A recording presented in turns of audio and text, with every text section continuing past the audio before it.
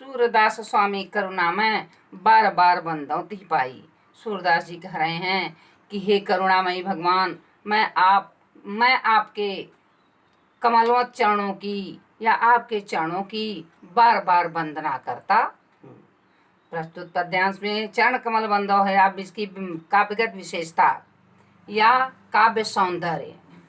चरण कमल बंदो हरिराई में रूपक अलंकार है। इसके बाद अनुप्रास अलंकार भी है। बार बार सबने पुनरुक्ति अलंकार है। भाषा ब्रज भाषा है। छंद गेय पद है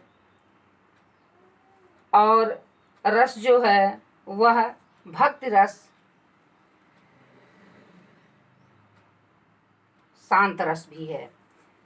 प्रस्तुत पद्यांश में भगवान श्री कृष्ण की वंदना की गई है, जिनके द्वारा जिनकी कृपा से असंभव कार्य भी संभव हो जाता है। अगला देखिए, अविगत गति कछु कहत न आवे, ज्यों गूंगे मीठे फल को रस अंतर्गत ही भावे। कृष्ण भक्ति शाखा के श्रेष्ठतम कवि सूरदास जी कहते हैं कि अविगत गति सूरदास जी निर्गुण ब्रह्म की कठिनता और सगुण ब्रह्म की सरलता का वर्णन कर रहे हैं।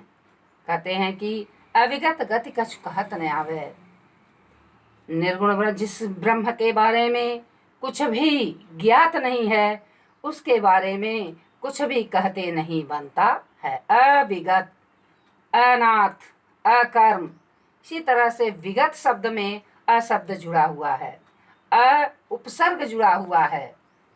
विगत माने विगत, विगत माने बीता हुआ, अविगत माने जिसके बारे में न जाना जा सके। अविगत गति कछु कहत न आवे, निर्गुण ब्रह्म के बारे में कठिनता के बारे में वर्णन करते हुए कह रहे हैं कि जिसके बारे में कुछ भी नहीं जाना जाता है, नहीं पता है, उसके बारे में कुछ कहते नहीं बनता है। उसी तरह से निर्गुण ब्रह्म में कठिनता है, जैसे वर्णन करने में कठिनता है, जैसे गूंगा व्यक्ति मीठे फल को खा लेता है और अंदर ही अंदर उसके रस का आनंद लेता है, क्योंकि गूंगा उसके रस के बारे में वर्णन नहीं कर सकता। परम स्वाद सब ही सुनिरंतर अमित तो सुप जावे। यद्यपि निर्गुण ब्रह्म के द्वारा भी परम आनंद की प्राप्ति होती है, जैसे मीठा फल खा करके उसको अच्छा सा स्वाद प्राप्त होता है और अंदर ही अंदर तुष्टि होती है, उसी तरह से निर्गुण ब्रह्म को प्राप्त करके भी परम आनंद की प्राप्ति होती है और अंदर ही अंदर संतुष्टि हो जाती है, पूर्ण तुष्टि होती है, लेकिन वर्णन नहीं किया जा सकता। मन वाणी को अगम अगोचर, सो जाने जो पावे। जो मन से, वाणी से और आंखों अगम में है और आंखों से दिखाई देने वाला नहीं है, सो जाने जो पावे। जो उनको प्राप्त कर चुका है वही उनके बारे में जान सकता है।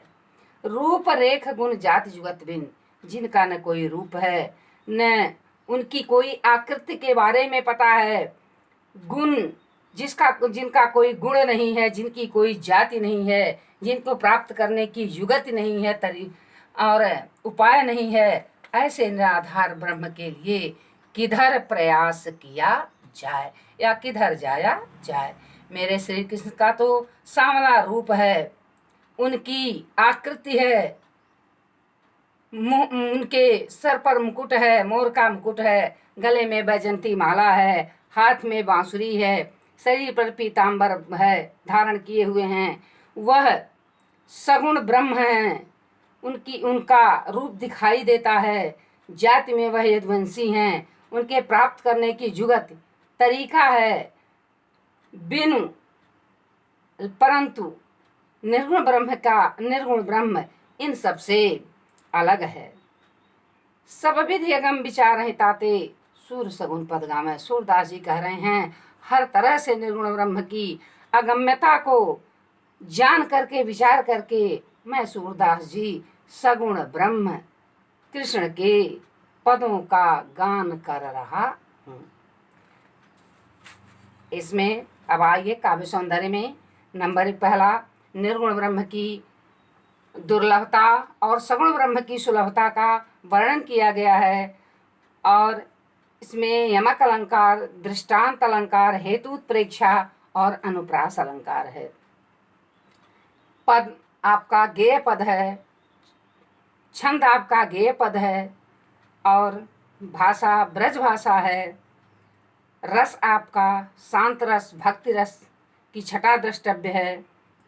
अब बच्चों फिर वीडियो बड़ा हो जाएगा, इसलिए यहीं इसको विराम देते हैं।